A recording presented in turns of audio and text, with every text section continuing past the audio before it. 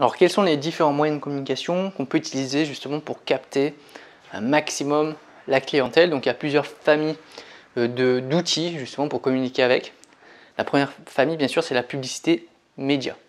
Publicité média, c'est la publicité grand public où on s'adresse à tout un public entier. Alors ça peut être un public national, régional, départemental ou juste à l'échelle d'une ville, ça dépend, mais en tout cas vous avez des grands médias comme les pubs télé, comme les bannières que vous avez sur les sites internet ou les annonces sponsorisées sur les sites ou sur YouTube par exemple.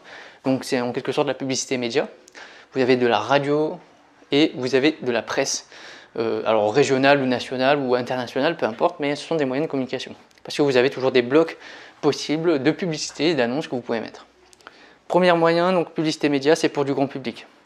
Deuxième moyen, publicité hors média. Donc hors média, ça veut dire qu'on va personnaliser notre communication à une personne. Donc on va s'adresser en particulier, en connaissant le nom ou l'adresse par exemple mail ou l'adresse postale de la personne, on va pouvoir envoyer un SMS, un mail et un courrier qui s'adressera spécifiquement justement à cette personne, où on va lui faire une proposition personnalisée.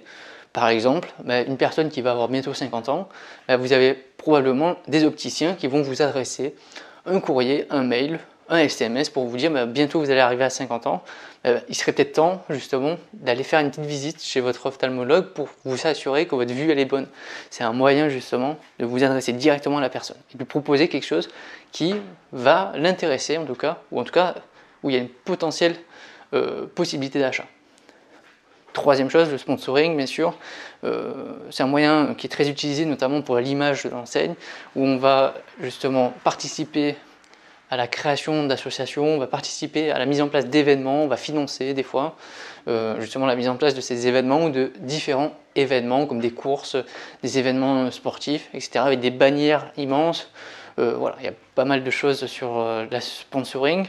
Et bien sûr le digital, c'est quelque chose d'aujourd'hui qui est très utilisé maintenant, où il y a un très fort potentiel justement pour pouvoir communiquer sur sa marque. Donc les réseaux sociaux, les contenus sponsorisés, donc sur des blogs, sur des chaînes YouTube, sur justement des pages Facebook, sur les réseaux sociaux en général, et bien sûr l'utilisation des influenceurs, donc qui permet justement de toucher à une certaine audience grâce à l'influenceur, grâce à des mises en avant de produits, etc. Donc il y a plusieurs moyens bien sûr de faire appel à un influenceur.